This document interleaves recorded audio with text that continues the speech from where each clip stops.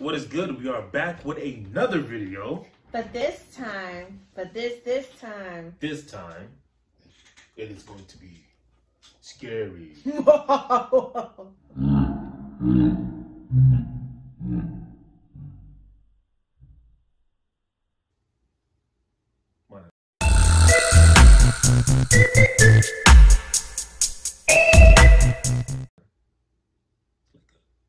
Echo right in my ear. Oh. Let's see how I did that. Anyway, it's gonna be one of the animated horror stories. True scary horror story animated. These are my favorite. I love these. Around this time last year, we had, was it last year? Year before last, we had first moved out of state. It was our first time. And I was working at GameStop. GameStop's best job ever.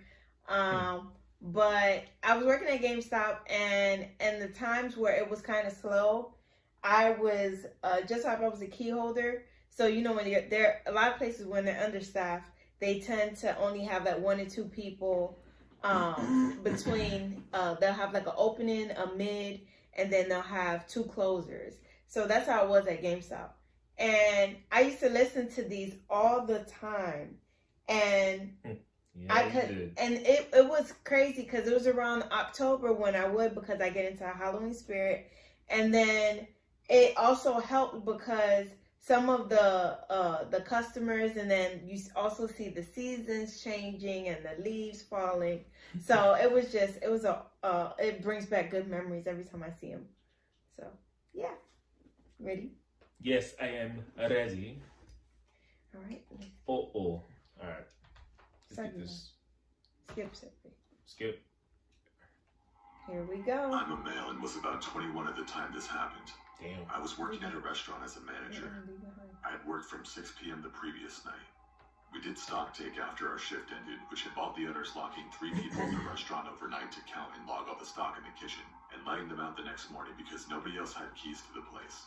I was supposed to go home after the shift ended, and another manager would do the stock take, but she had an emergency, and seeing as the owners insisted a manager had to be present, I got stuck with working from 6 p.m. to about 8 a.m. the next morning when I was relieved by the next manager. I was pretty bummed, but the owners agreed to pay me overtime and give me an extra day off. They also left us steaks and fries to eat. I only left the restaurant at about 9 a.m. the next morning. The owners were there sooner, but I spent time talking shit and chatting with my friend who was the manager for that morning's shift. I was walking to the bus stop as I didn't have a car yet and was saving up for one, and I was exhausted. I had gotten a bit of sleep in after the stock take while we waited for the owners, but it was on a bench at a booth and not very comfortable. I'm usually a very vigilant person, and the neighborhood I had to walk through was pretty sketchy, but usually only at night. And at this point, I could barely keep my eyes open, and my biggest worry was falling asleep on the bus and missing my stop. I was about 4 blocks from the restaurant, and the bus stop was in sight when I saw a man rapidly approaching me from across the street. He was wearing old, washed-out jeans, a shirt that I presume used to be white but was now a yellowish-brown, and an old baseball cap with the logo torn off. I immediately thought he was either going to ask me for money to buy drugs, or to offer to sell me drugs. That was just the type of area this was. Before I could open my mouth to tell him I wasn't interested, he went into this whole tirade about how he's a delivery truck driver and that he needed help offloading a large delivery because he was working alone that day and that he would pay me. I told him no thank you and that I'm not interested. I'm tired and that I want to go home. Tell him. I started towards the bus stop again, but he kept pace with me, pleading the whole time. Please, man, I need your help. No, bro. If I don't get this delivery done ASAP, my boss is going to kill me. I kept telling him no, I wasn't interested. Right, then you're When I finally reached the bus stop, there was another man standing there, and the delivery guy seemed to lose interest in me mid-sentence and tried to sell his story to the other guy. The guy at the bus stop was a well-dressed black man, and I was waiting for him to tell the driver to get lost. So imagine my surprise when he seemed interested in the whole thing. Wow. He walked away with the driver, and they were talking just out of earshot. Whatever, not my problem anymore. Yeah. Then the well-dressed guy turned back and walked towards me. He said, "Hey, listen, man. This guy really needs help, and he's willing to pay. He says the place is just around the corner, but this is a dodgy neighborhood, and I'm not sure I could trust him. Could you please come with me? No. He says we can get $100 each for less than an hour's work. If he's lying, he That can't sounds take like a both of us whole on. setup. And if he's telling the truth, it's an easy $100. Now, when I heard $100 for less than an hour's work, I was interested. Don't judge me. I really needed the money because I was saving up for a car so I wouldn't have to take the bus every day or rely on friends for a ride. Also, this other guy was with me now, so I'll be okay if the driver tries anything funny, right? They could be together. That's what my tired brain said.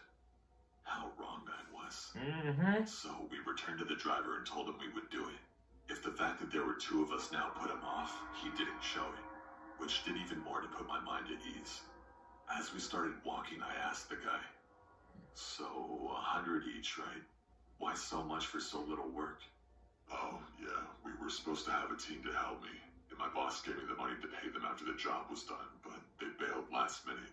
Now I really need to get this delivery done, and my boss is on my case. So I decided, seeing as I have the cash, I'll get volunteers to help me and pay them instead.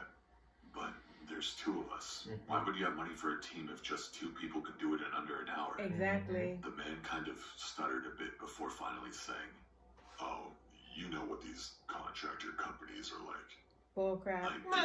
But decided to just keep my mouth shut and focus on getting myself physically ready for more work, even though I was exhausted.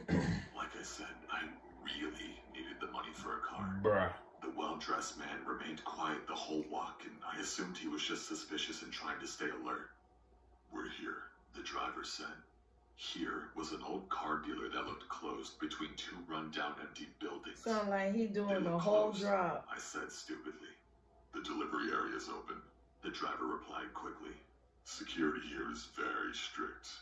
You'll need to show me everything you have on you and give it to me so security can check it in. The driver laughed. That sounds like he trying. The well-dressed man handed over his wallet and phone while I stared, dumbstruck. They're in cahoots with each The driver other. quickly disappeared in a small alley between the dealership and one of the buildings. It was cluttered with junk, so you couldn't see very far inside of it. He was to go round back to security. I was baffled.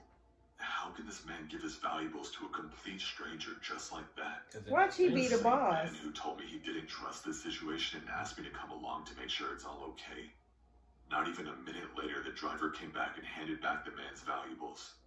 Then he looked at me. Your turn, was all he said with a smile.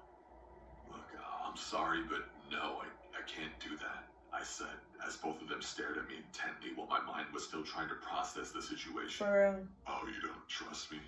Is that it? That's right. Even after I brought back all this stuff? The driver chuckled while motioning to the other guy, who also chuckled.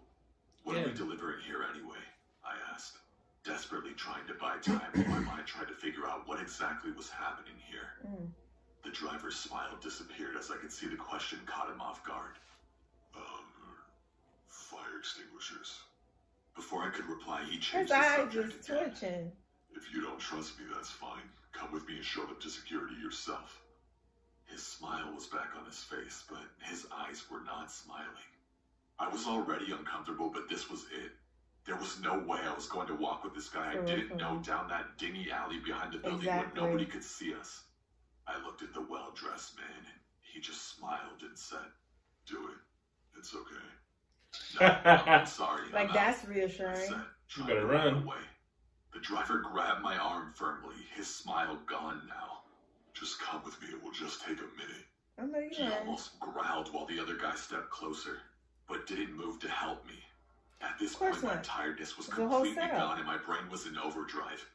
Now I'm tall, I'm 6'4", but I'm slim. Fit, but very slim, and with my height, it gives me a very lanky appearance, not intimidating at all. Besides, I highly doubted I could take both of them at once, especially with them so close to me. I was in full fight or flight, though. He was going off for 12 I did hours. what I usually do when I can't intimidate someone with my physical appearance.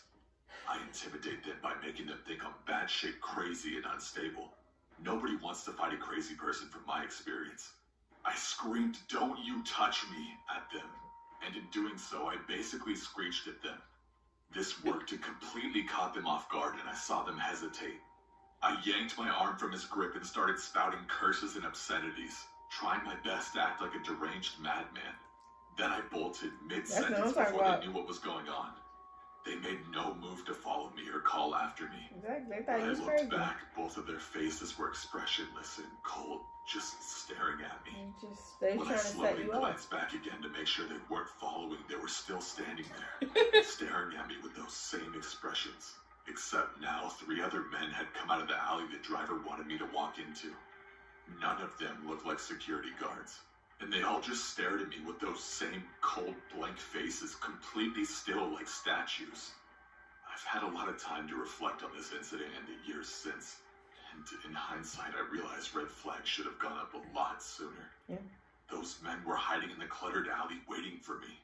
And the well-dressed man was in on it. Yeah. To make me feel more safe and comfortable because I had someone with me. Some people have told me I overreacted and it was all innocent. But I saw that man's face when he grabbed my arm.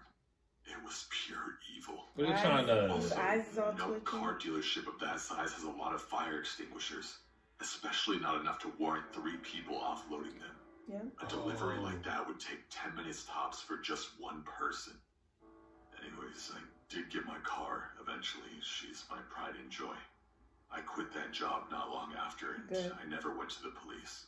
My thoughts were, I had nothing to give them except descriptions of the driver and well-dressed man, but I had no proof that any crime was committed. And even if they did catch the guys, they couldn't charge them with anything. I realize now they could have asked the dealership if there was CCTV or something, but even if they were just in jail overnight, that would be a night they couldn't hurt anyone. I might have saved someone from being mugged or even worse by doing that. Honestly, that part still haunts me. Hindsight is 20/20, as they say. Yeah. Well, Dude. what do you guys think of that? I don't know. That's crazy. Not I. To the fire, to the fly. Let me tell you something. Man. What? I think they were gonna. I knew it was the whole setup because homeboy, how you all dressed in a whole fresh suit? That's why I said I won't be surprised if he was the whole boss and he was the one pretty much plotting the whole setup. Yeah, just to make the dude feel safe. Some type of comfort. Dude, my butt. Yo, I think what they were doing was the human body trafficking, where they get like it could have been trafficking, and it could have been how they or they could have just wanted to gangbang the dude. Yeah, or they're muggers. So I feel like what was gonna happen was they were probably gonna first ease him into it to create some type of relationship, and then they were gonna kind of like mug him and jump him and take all his information. Especially because they see, okay, it's a new person. Yeah, he's catching a bus. He himself said that he needed it for his car. He's already telling them he's going off 12 hours of sleep. That's the worst thing you can do. You don't tell somebody going off 12 hours, a 12-hour shift that you just got off. Why would you say that? Then they already know you're tired. So if they try to do something with you, they already know you're tired. So you're not going to fight back. And if you are, it's not going to be full of strength. You're going to be weak. I'm surprised they didn't try to run after him, though. Yeah. No, I think they was weirded out because he went bat-ish crazy. And they was like, oh, heck I mean, no. They were crazy, too. In the alley waiting for people to mug or whatever. Whatever they're trying to do. You know folks be setting people up, especially in the bad areas, because everybody want money, and quick money at that. So, all right, guys. It's true. Let us know what you think of this video. Like, share, comment, subscribe. And we'll see you guys in the next video. I feel like I got something on my lip. Hell, peace. You can't see me the time. Bye.